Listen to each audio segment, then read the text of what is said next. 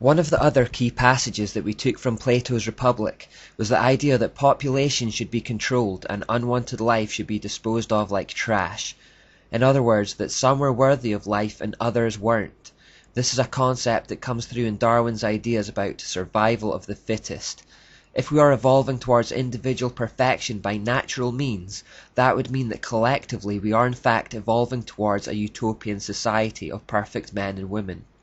However, in that case, those with perceived poor genetic material would be slowing that collective evolution, and so the whole process could be accelerated by getting rid of those who are not made of the right stuff. The end goal of a utopian society of purebred humans would justify the means of getting rid of the lesser ones. Remember that the full title of Origin of Species was On the Origin of Species by Means of Natural Selection or the Preservation of Favored Races in the Struggle for Life. One of the major influences on Darwin was a man called Thomas Malthus, who received the blessings of French deist Jean-Jacques Rousseau and famous Scottish philosopher David Hume. Incidentally, David Hume has a prominent statue on Edinburgh's Royal Mile, and if you look at the back of it, you will see this sun god symbol. Now, Thomas Malthus authored a document called The Essay on the Principle of Population, where he concluded that, amongst other things, society should adopt policies that prevent the human population from growing disproportionately larger than the food supply. Malthus, again finding a root in Plato's Republic, proposed genocide to make sure this didn't happen. Specifically, he thought to target the poor. He says, Instead of recommending cleanliness to the poor, we should encourage contrary habits. In our towns we should make the streets narrower, crowd more people into the houses, and court the return of the plague. In the country we should build our villages near stagnant pools, and particularly encourage settlement in all marshy and unwholesome situations. But above all, we should reprobate specific remedies for ravaging diseases, and those benevolent but much mistaken men who have thought they were doing a service to mankind by projecting schemes for the total extirpation of particular disorders. Malthus believed that by such methods the undesirables in society could be effectively culled. He said regarding children, "We are bound in justice and honour formally to disclaim the right of the poor to support. To this end I should propose a regulation be made declaring that no child born should ever be entitled to parish assistance. The illegitimate infant is comparatively speaking of little value to society, as others will immediately supply its place. All children beyond what would be required to keep up the population to this desired level must necessarily perish, unless room be made for them by the deaths of grown persons." The logic behind the idea that those who serve society least should be destroyed was echoed under Darwinism in the survival of the fittest. The individual is lost in the collective. Again, the end of a utopian society justifies the means of killing the poor and the weak. This naturally leads to another idea put forward by Plato, that people who are perceived to have pure genetic materials should be encouraged to breed amongst themselves to produce a race of supermen fit for ruling over the masses. This selective breeding is called eugenics. Eugenics actually found its Enlightenment era origin in Charles Darwin's cousin, Sir Francis Galton. Galton regurgitated the thoughts of Plato in his work, Hereditary Genius, which was basically a racist tirade advocating a system of selective breeding for purposes of providing more suitable races or strains of blood a better chance of prevailing over the less suitable. In other words, trying to artificially speed the upward course that evolutionists thought we were naturally already on. In truth, selective breeding had been practiced for some time amongst the elite. Inbreeding was commonplace amongst the ruling class to protect the genetic purity of their future stock. Galton merely took this idea and popularized it as a legitimate science. This very same tradition was in fact practiced by Charles Darwin himself in the hopes of maintaining a genetic superiority in his own bloodline. Darwin married the youngest granddaughter of his maternal father. Researcher Ian Taylor reveals the outcome of this project. Darwin's idea of inbreeding to produce superior stock can be seen to be a complete disaster in the case of his own 10 children. Of the 10, one girl, Mary, died shortly after birth. Another girl, Anne, died at the age of 10 years. His eldest daughter, Henrietta, had a serious and prolonged breakdown at 15 in 1859.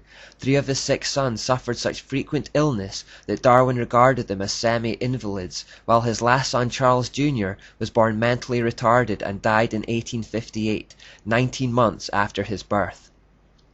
Science has shown that inbreeding actually leads to speedier destruction of the genetic code rather than evolution because of something called biological mutations, which is why so-called purebred dogs are in fact more prone to health problems than mixes. The errors in their genetic code multiply as they are bred amongst themselves over long periods. But where true science fails, the religion of scientism continues stubbornly on. If they had followed God's wisdom in Leviticus 18, they would have heeded the warning not to commit incest, and they would have been all the better for it. In their own human wisdom, however, they persisted and reaped the consequences. The idea of eugenics continued to be promoted in the scientific community for a long time afterwards. At the turn of the 20th century, in 1901, the Statistics Department of London's University College became the headquarters for the Eugenics Education Society.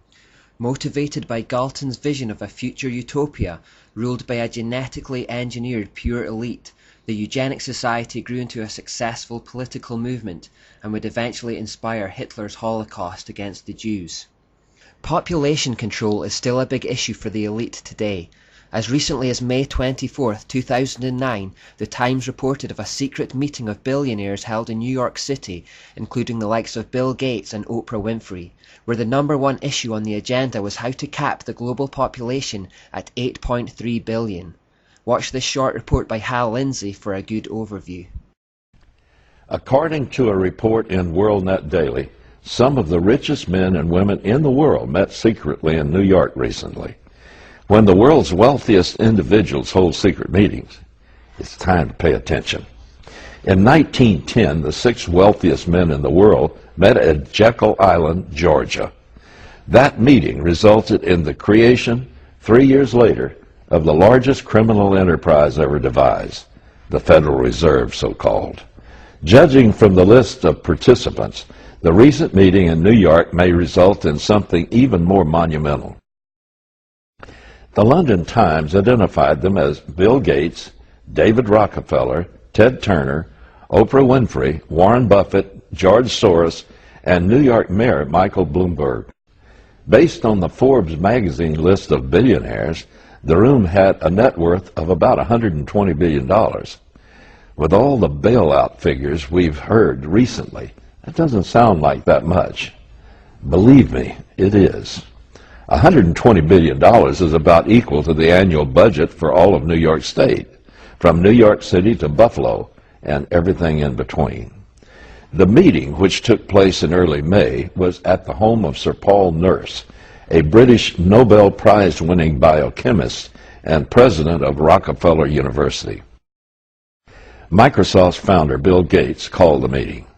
The London Times reported the informal afternoon session was so discreet that some of the billionaire's aides were told they were at security briefings. Discreet is the British way of saying secret. I do not believe that it is coincidental that this meeting came only a couple of weeks after another super secret and more powerful group met in the secrecy in Greece, the Bilderberg Group. They have advocated a one-world government for at least a century. They also see themselves as the elite saviors of mankind. According to the Times, the billionaires were each given 15 minutes to present their favorite cause. Over dinner, they discussed how they might settle on an umbrella cause that could harness their interest. Taking their cue from Gates, the report said they agreed that population control was the #1 issue. Experts say the global population will top 7 billion in 2012. According to reports at the meeting, Bill Gates outlined a plan to cap the global population at 8.3 billion. It all sounds so civilized, doesn't it? Here's the less politically correct but more accurate version. A group of unelected liberals with more money than many governments have just decided how many people will be permitted to live. This group of self-appointed governors will now have to draw up criteria to be used to decide who will not be permitted to live and how they will die. It can and will be dressed up in polite and civil terms, but in the end, it means certain people will have to die. The meeting was billed as a meeting of philanthropists wanting to do good. But one can put lipstick and pearls on a pig, and it'll still be a pig. In the final analysis, there's only one way to cap a population, by deciding who's permitted to live and who, for the good of all, must die.